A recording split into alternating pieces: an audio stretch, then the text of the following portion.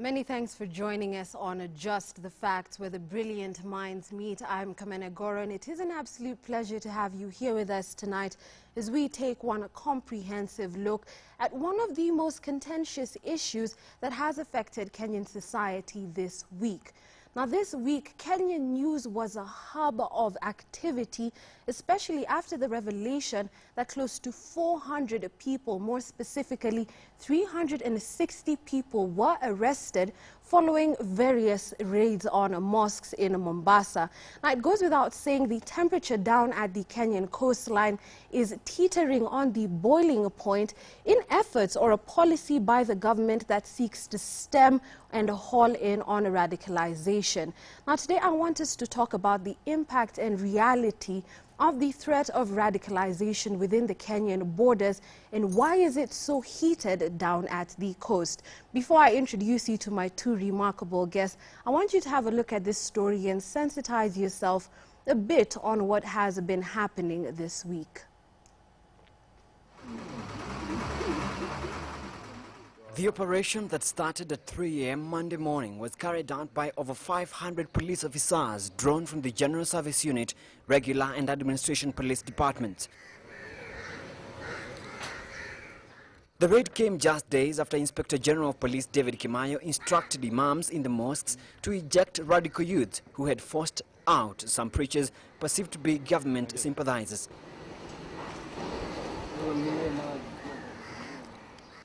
One man was killed, with police claiming he attempted to hurl a grenade at the officers when it detonated, killing him instantly. Police say they recovered 8 grenades, a pistol and other crude weapons in the raid. The government believes the two mosques are being used to radicalize youths.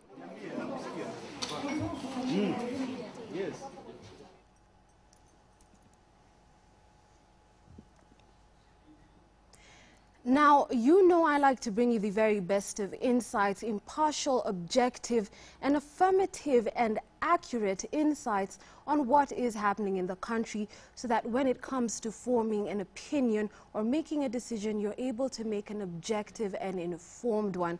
So in studio with me today, I have two absolutely brilliant minds to share their professional opinions and share some of the insights they have on what's been happening in Mombasa.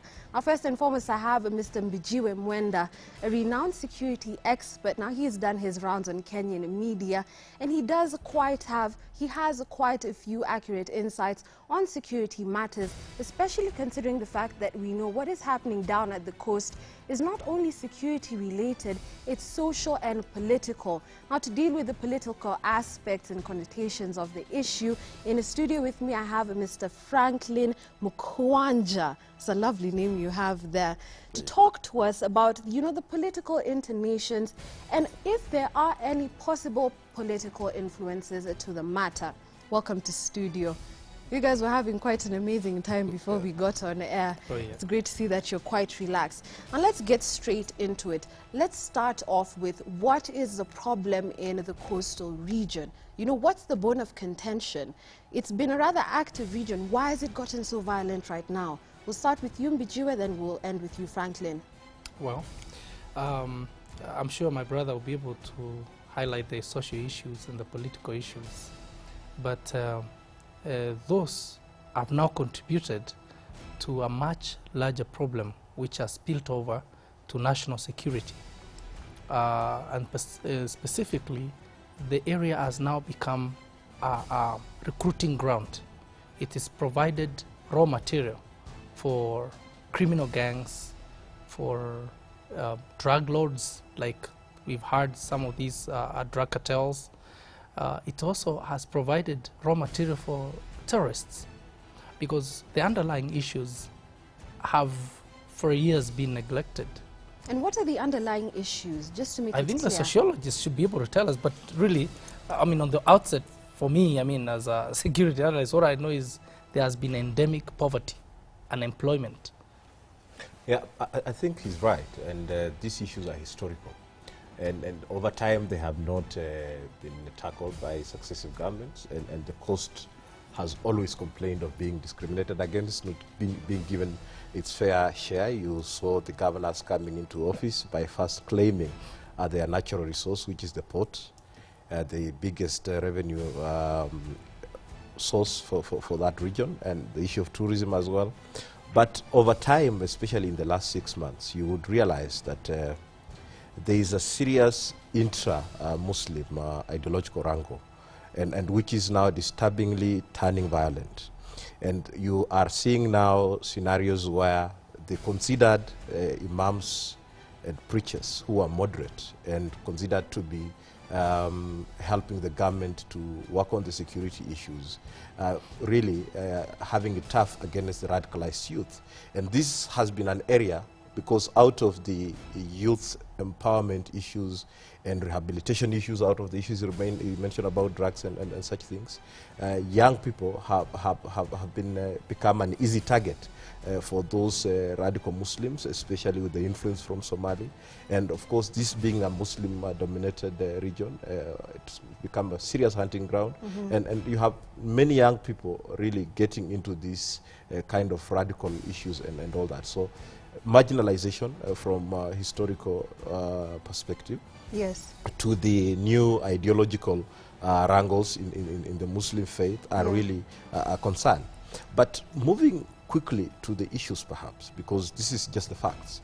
The way it is, the mass arrests and the indiscriminate security operations are surely counterproductive. And this being a Muslim-dominated region, the operations are actually giving a disincentive to the moderates because their faith is being violated. Now, I understand that, but before we even get into the nitty-gritties of, I think, the contention between the moderates and the radicals, I like that you brought up the aspect that it's historical. It goes without saying that many of the issues that the country has faced, or that are even in the coastal region once we zoom in, have exacerbated with time. You know, these are issues that started pre-independence. You know, we know the coastal region has been subject to various regimes of imperialism from the Persians and etc. But my biggest question is, these are issues that we have had for a very long time. You know, these are issues we had during the Kenyatta regime. These are issues that we had during the Moi regime. These are issues that were still alive during the Kibaki regime.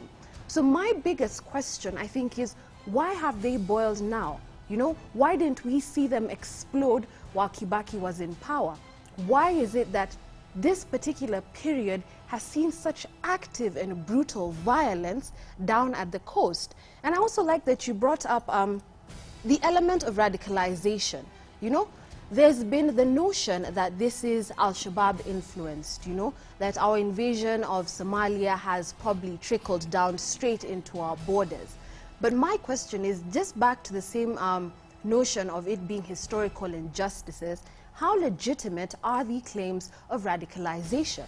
Is this an issue that we drew from our invasion in Somalia, or is this an internal problem that we have always had that's now being swept under the rug of, you know, it's not us, it's Al-Shabaab? Bijiwe, then Franklin. Yeah, you see, what you're witnessing at the Kenyan coast is not unique to other parts of this country. If we talk about historical injustices, they have been there. People in Nyanza have issues with historical injustices. Yes. In central Kenya, in the Rift Valley, post-election violence, 2007-8 was caused by historical injustices. Now, the issues at the coast are not unique in any way. It's like if I would use this example, someone rising up and saying, I'm hungry at the coast, when someone else is still hungry at Mount Kenya or at the lake region, someone is still hungry. Your hunger is not any special than the other one. What has happened at the Kenyan coast is that some people, the lords of radicalization, as you've witnessed around the world, there is this map that is spreading so quickly across the world, the extremist map of, yes, of Islamic extremism. And this has been, you know, looking for regions to anchor. This has gone over into Asia. This has been into, this gone as far as North America. This has gone as far as Canada. It is in Nigeria, Boko Haram. It is in the Islamic Maghreb. It is in Yemen region. It's all over. Now, These same architects said at the Kenyan coast, we can dwell on the historical injustices. Just go tell the young people, you have been marginalized for years. And the young men want to hear that because indeed they have been. They haven't gotten jobs. The port has been there and they don't seem to be getting anywhere with their port. Lamu today has issues, you know. They're building a multi-billion dollar new port, and the people around there are not going to benefit as much as they should. And so they are being radicalized in their minds that, look, guys, you're being taken advantage of. And now that's why many of them are willing, like, yeah, that's how MRC came, the Mombasa Republican Congress. They said, our land has been taken, and they came in there. So the issue is we need to protect the youth from that kind of venom. Yeah. And that is where my brother talked about radicalization, because that's where the ideological battle now ranges. And government, instead of arresting people, okay, arresting is a good way now, and when it gets so bad, you have to do something about it. But even before the arrest, we need to draw the line and defend our young people from that ideological brainwashing. What I get from you is that it's not internal, it is internal and external. It happens to be a combination of factors that start within our country, that they were given reasons and justifications from outside our country. Do you agree with that? I'll compare this with HIV. When you have HIV in you, sometimes it may not kill you. You just be a HIV positive person. But when an external problem comes, like you catch some cold, you catch malaria, then you die because your body inside has no defense.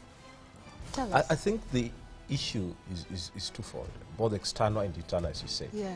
There have been sufficient reasons for the coastal people to feel disgruntled, particularly the younger generation that has been targeted. Yes. Because if you look at the figures in terms of unemployment, if you look at it, the issues, the social issues like drugs and poverty are very, very high and rampant at the coast. But again, the Islamist militancy, the Muslim militancy has been sweeping across continents. And the whole problem has been exacerbated by the government. The nature of the response has been wanting. When you raid a sacred place of worship in a Muslim-dominant area where these people believe that such a place should never be violated, then you even lose those moderate Muslims who otherwise are willing to cooperate with the government to be able to tackle this issue. So that is number two. When you are just acting without precision, without actionable intelligence, you end up harming a lot of people and you get more resistance. What the government should be doing now is actually looking for partnerships with communities, looking for partnerships with leaders, because their actions are only inflaming passions in the Muslims, not being able to tackle the issues. We should be able as a government, and I say as a government, because all of us form the government, be able to really look at the root causes. And once you look at the root causes, like for instance, the issues of marginalization, how do we then be able to divert more resources to these areas so that when these people are also wealthy, they will also feel like fear insecurity. But as long as these young people are disempowered, as long as these young people remain in those poverty doldrums and cannot be rehabilitated, they have no hope in their future. They will be easily radicalized. And as long as the kind of response we are getting, we are going to lose even the moderates, because we are violating their place of worship. We are not acting on actionable intelligence. We do not have a clear intelligence gathering system. And I think this is where MBGU can help us. How can we be able to really design a proper intelligence gathering system that we can have this precision, this actionable intelligence, so that we do not do such raids at dawn and continue making more enemies, more resistance from the communities that we expect to all cooperate to tackle these problems. I understand, and it's great that you both have brought in the government element, because now I really want us to get into the government policy on this issue. Now, just this week, 360 people have been arrested. You know, they conducted these raids at early morning hours, 3 a.m., and they've managed to round up 360 people. Is this really an efficient policy in dealing with the problem. They've arrested 360 people. Is this to say that they are going to prosecute 360 people? Is that to say that these 360 people are the actual perpetrators, or is this just another characteristic knee-jerk reaction of our government? Perhaps before he comes in, I would also hasten to ask a follow-up question. How many of these 360 people were arrested during the first raid as well and let off? Yep. I also have the same question. However, I think, first of all, as my colleague said, intelligence must be actionable. Yeah. And in this one, I would like to inform you and the viewers, really, that for the first time, intelligence worked. Because previously, you see, that religious line has been very, very difficult to balance. I must let you know also that I have friends in government. I'm not in government, but I have friends in there and deeply in security who tell me some of these things, that indeed this was a difficult, completely difficult decision to make. It was organizing for the commanders in the police and whoever else is participating to advise and decide that they should go into the mosque. But then the bomb, or rather this was like a time bomb, it was ticking to the end.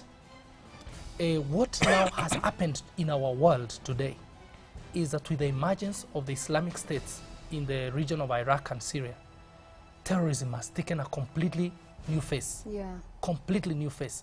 You hear ISIS buying people who are captured in places like Syria and transport them by night to their land and execute them in broad daylight and show it on camera. Now, that kind of radicalization is quickly spreading. And it's not going to be so long if we let our young people stay in those mosques overnight before they come up and you hear they cut the head of a journalist in Mombasa. This can happen in this country. Now, intelligence had to act. Someone had to be responsible. As he said, we've had a failure, an endemic, long-term failure in intelligence in this country. This goes from the time of President Kibaki. Kibaki took over from Moi and did not invest immensely in intelligence like Mr. Moi had done. I think Kibaki had the problem of, maybe the special branch, they were nasty and not. So Kibaki didn't really emphasize on that. He was a bit laissez-faire. But when he left, when Kibaki left the scene, our intelligence has been has been in shambles. It's now President Kenyatta is trying to piece it together. And this first operation, I can tell you for sure, this was all informed by intelligence gathered on the ground. As we speak now, last night, they raided a third mosque. Yeah. By the way, for my brother's information, these mosques also are no longer frequented by moderates. They are no longer frequented by average or peace-loving Muslims. These have become like a den of robbers. These have become mosques where only the radicals go. They know themselves. If you are not a radical, you're not allowed to come in and pray. So it's no longer a place of worship. It's actually become a criminal gang area. And so going in and stopping people from accessing them like they have done for the last 2-3 days could actually be the way to stop radicalization. Now, allow me to counter the two of you. You're talking about intelligence working now. It's one thing to have I differ on that.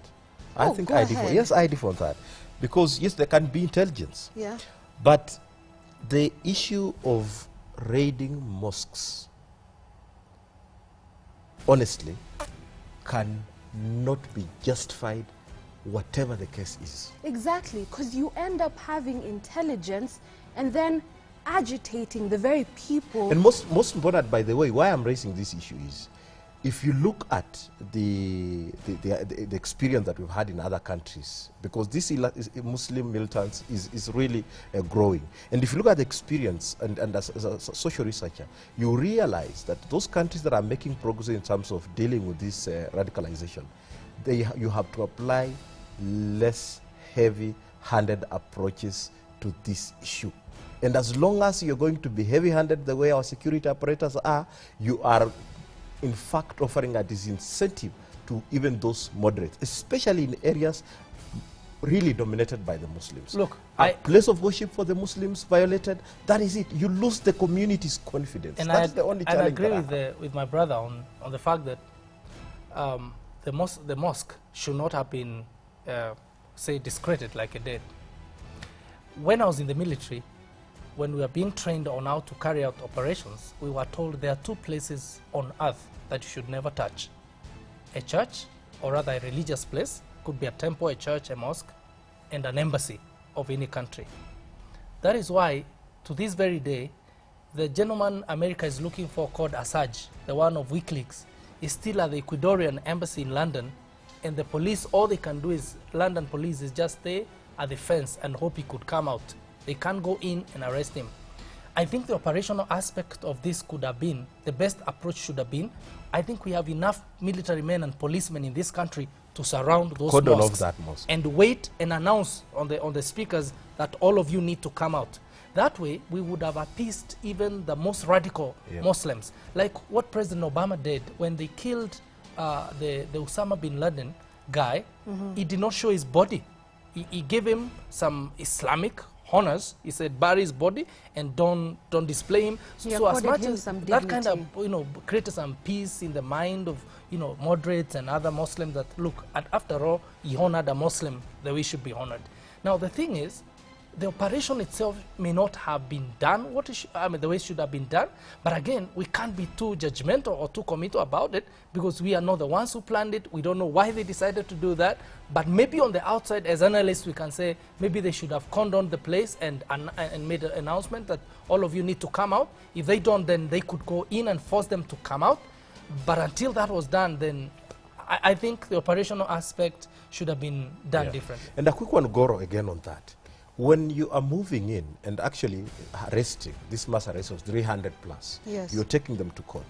What you need is proper evidence to nail these individuals. Really parading some garden tools and some kitchenwares to us and cannot be connected to those who have been arrested, we are still going to those see are not these garden young tools. people. They are knives, actually, kitchen They are knives. grenades, though. Okay, they are Even grenades. if it was fine, one but grenade, that's enough. that is fine, but is there a connection to the ones who have been arrested? To And which this is even where the the problem reports on the lies. findings have been disputed. There are allegations on the ground that some of these garden and kitchen tools, pardon me, were actually planted by the forces. And we can't know. We can't. My biggest problem is the connection, because what we need is watertight evidence that will not let off the hook these culprits, if indeed they are criminals. And as long as the security forces are unable to connect the grenades, the kitchen knives, and the other garden tools, to the 360. To the 360, they're going to walk scot-free. Of course. And you see, that's what a magistrate does in the court. The magistrate is never at the scene of crime or at the scene of the arrest. He relies purely on the proof of the evidence brought before him.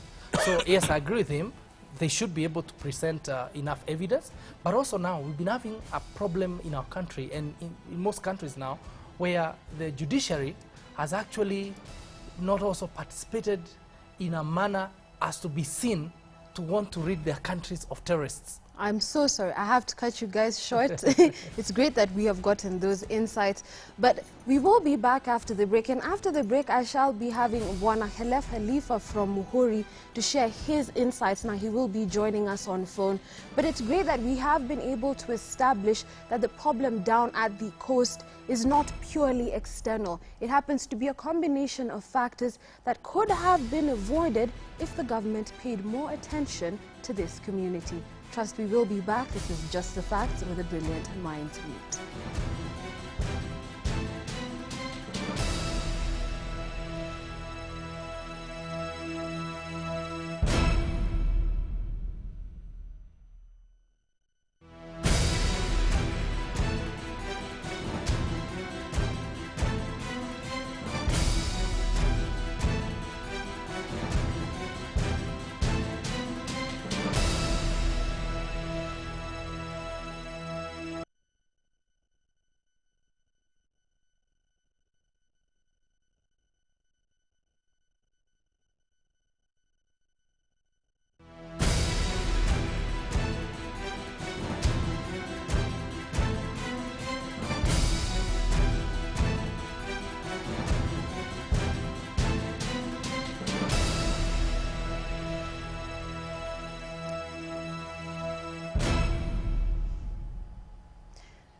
Welcome back to Just the Facts. I'm Kamene Goro, and today we are discussing the situation down at the coastal region of Kenya in Mombasa and the intensity of the operations and the temperature in the region.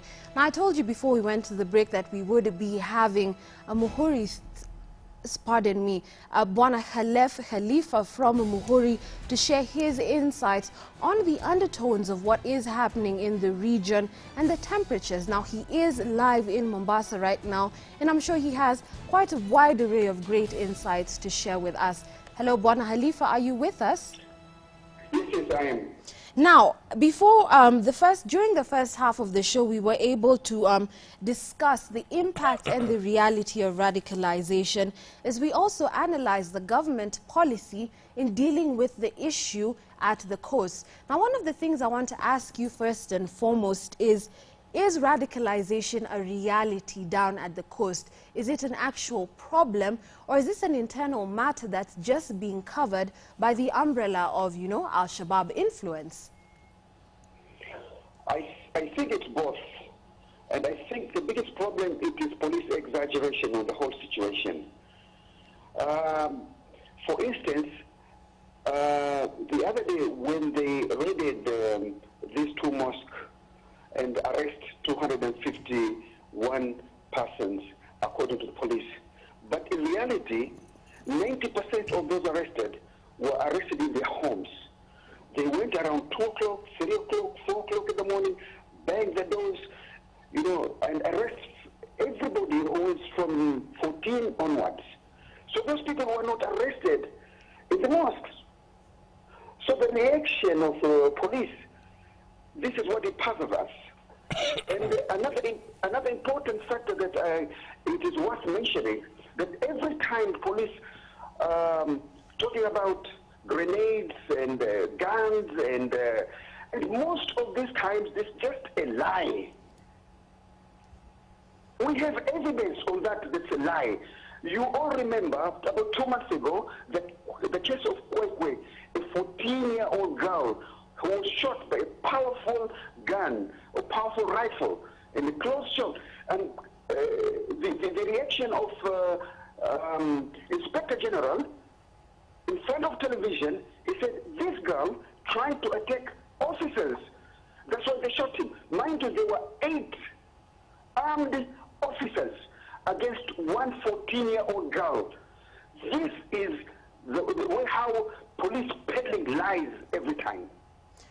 Thank you so much, Mr. Khalifa. Do you see now, Mbijiwe, some of the conflicts that have come up with what is happening down at the coastal region? You've heard it that, you know, some of these arrests, 90% of these arrests were not made in the mosques. And you were both talking about intelligence working. Is intelligence working now? Now, this is where the challenge comes. You see, if police have lied to us, then someone needs to be held responsible. I've said this time and time again, that a lot of our police commanders still have their foot in the past of silence. Do everything and keep quiet and don't explain to anyone. They tried to do that at Westgate. They told us when there was some smoke seen, it was mattress burning. As soon as whoever said that finished saying it's mattress, someone across the building took a clip on his cell phone and posted it on CNN. And CNN, within 10 minutes of the public, of the media address, began to say, oh, the building has come down. And we say, why is the police trying to lie when people can capture pictures these days? The gentleman that just spoke to us on phone, if what he's saying is true, then this is very serious, that they've told us these young men were in the mosques. First of all, I wondered, I have never heard Muslims who sleep in a mosque unless they're in the madras. So this was going to really be radicalization if they were sleeping in the mosque. If they were arrested in their houses and the police purport were in the mosque, this is very serious. How do you feel about it? I think both what Khalifa said and what the police have told us need to be verified and find out the real truth. But what I talked about in terms of intelligence is actionable intelligence. And I'll draw our attention to the case that is involving the Akashas. We have been reading in the papers that indeed there are even recordings and there are such things, and I'm asking if the police are saying that the two mosques and the third one that they raided are being used as radicalization zones. There is a storage of arms there, and there is a lot of other things. Do we have anything that can prove that, or is it just something that was an issue of the periodic raids on the mosques and arrest a few, and you cannot be able to connect whatever has been recovered, retrieved from the mosques to the accused persons, and therefore you go to a magistrate's court and lose this case and again repeat the same thing? What we need is the police to verify what they are saying. We also need the likes of Khalifa to also give us verification of what they are saying, so that we do not demoralize the moderates who are actually willing to cooperate and make Mombasa a safe city. Exactly. Bwana Khalifa, are you still with us? Yes, I am. Now, you've heard what Bwana Mkwanja said, that one of the fundamental ways to deal with this problem is to cooperate with the moderates. I wanted to ask you, looking at these raids and what happened, do you think this has solved the problem that the government is trying to rein in on? They say it's radicalization, they feel that this is within the youth, and they've now arrested, once we do the math, about 360 people. Do you feel like this is an adequate way to deal with this problem down at the coast? I don't think so. I don't think so. First of all, let us see what is happening before. When they raided Masjid Musa last year, and 8 people get killed, including 1 police officer, they swooped about 151 people, they put them inside. None of those people so far has been charged in court of law. Now, what is the problem in this country? It is the lack of intelligence. In Lamu, when Lamu was attacked for almost 6 hours, unabated, the whole night, spree, killing, burning. Mind you, Lamu County, there is the police, GSU, Navy, and the Army. None of those people intervened. As soon as the killing stopped, everybody jumped in. Olelenko was there, then Deputy President was there, and everybody was there. Why not preventing it before it happens? But I want to remind everybody. Yes. We all remember when there was a problem in Kisauni Church and the bullet on the head of Baby Asinya. Yes. And all the fingers were pointed to Al-Shabaab and Muslim extremists. We have impeccable evidence that those who killed were not Muslims. One was by the name of John Kikorir, and the other one by the name of Evantus Njogu Njagi. And I challenge anybody to go and find the truth. Whom did they kill? And claiming that they killed those people who shot people in the church. They lied. And they continue to lie. The biggest problem is our press. Anything police says, they write without investigation. They don't even challenge the police findings. This is the problem we are facing. I understand. I want you to tell me, with what has transpired, what is the impact now on this community, the relationship between the community and the government? Because it goes without saying there seems to be a huge disparity with the reports and what's actually happening, and the reports on how the community feels about it. Because all that we're hearing is that, yes, this is, you know, 1 point for us in the fight against radicalization, 1 step forward in hauling in on terrorism, but it doesn't seem to be the case. So what has it done to the relationship between the government and the community that is being affected down at the coast, Bwana Khalifa? The biggest problem, the police does not want to cooperate with anybody. They are on top of the situation, They know everything. They have got intelligence. They have got everything. So they brush apart everybody. Okay, this is the problem. They do not cooperate. If they have intelligence before they raided the mosque, that they are, whatever they have inside, bombs, grenades, why can't they use Muslim soldiers or intelligence, which they can go inside the mosque without sacrificing the mosque, without boots, intelligently, and arrest those people? The same way they got that information, they can arrest the situation in the same manner. Why using force? And then arresting all those people, none of them will be charged. Let me tell you, and I tell you, none of them will be charged. This is a collective punishment against Islam. But these things will never end. Let me tell you, as long as the case in ICC is on, there will always be a creation of such a thing, just like as it happened in Westgate. Westgate, the police almost ended everything within the same night, before 8 o'clock. Okay, they extended it for international viewers that Kenya is under siege. Those guys, they killed and they went away. So all those mattresses and bombs for 3-4 days, it was for nothing. That's for public consumption. And that is a fact. Police lie.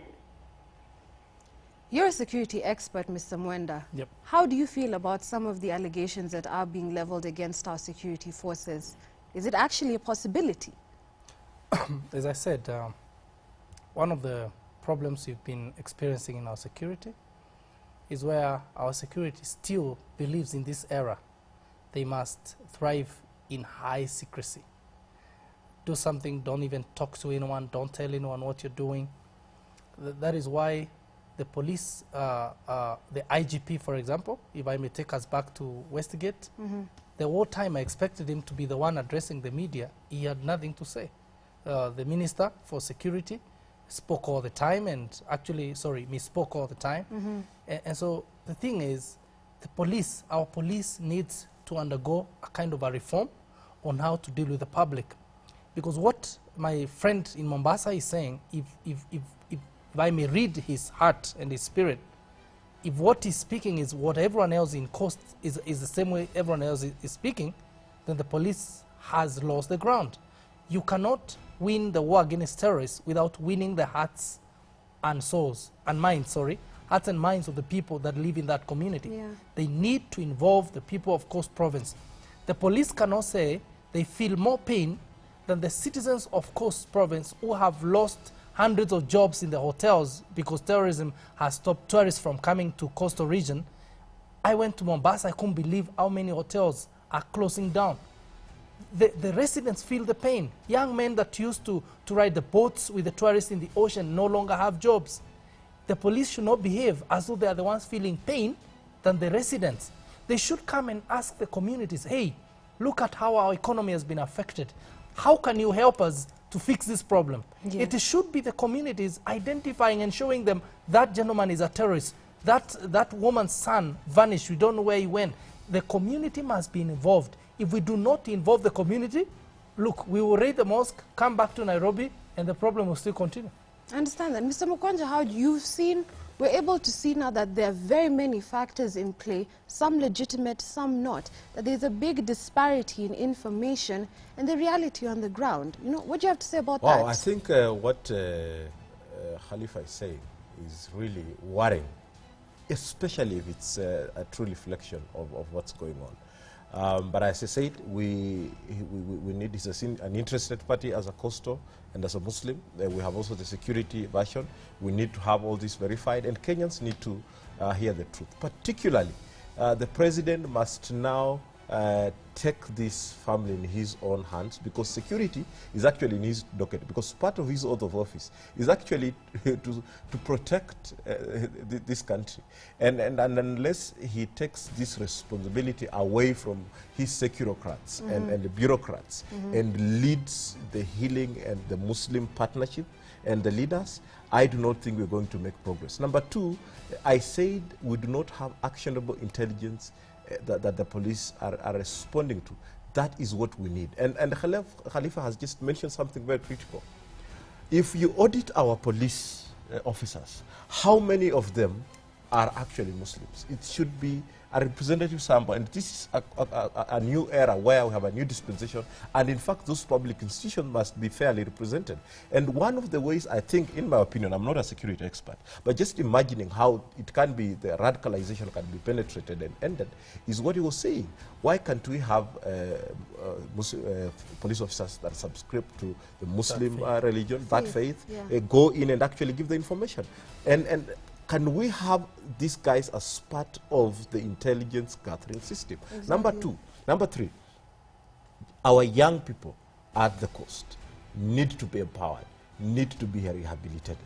There is nothing as bad for this country, and especially the coast right now, as a really bright young person in despair with no future. True.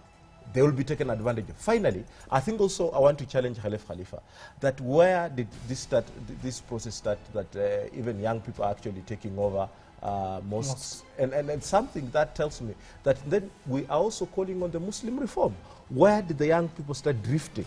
Could there be an opportunity for the elders in the Muslim community like Khalif and the scholars like himself to be able to start engaging and involving young people in these matters so that you can also be able to arrest the issues before they get out of hand? Because again, what Khalifa and other Muslims of goodwill could help us do at the coast is jump into this situation, bad as it is, and say, okay, it has already been made bad, but let's not get it, let's not make it worse. Government, halt, stop there. What can we do to help you? Or they should come with a proposal. Government, we will take over and help you. The challenge has always been, this government does not have ears. They do not, if Khalifa came and said, give me money, I need money to print booklets, I need money to counter the videos and the DVDs that are going around, they won't give the gentleman money. They'll just, they think he's a crazy Muhuri guy from wherever. So there should come a program from the Muslim community itself, saying, look, we cannot let our good religion be tarnished by a few radicals. Yes. Let's take over our religion, let's take over our mosques, and let's lead the way. Exactly. The Muslims should take charge, and I'm sure when they do, government is going to respect it. Thank you so much for those insights. Bwana Khalifa, thank you so much for the things that you have shared. And I'm glad that we have been able to establish that what we are seeing and the matter on the ground is far from the reality.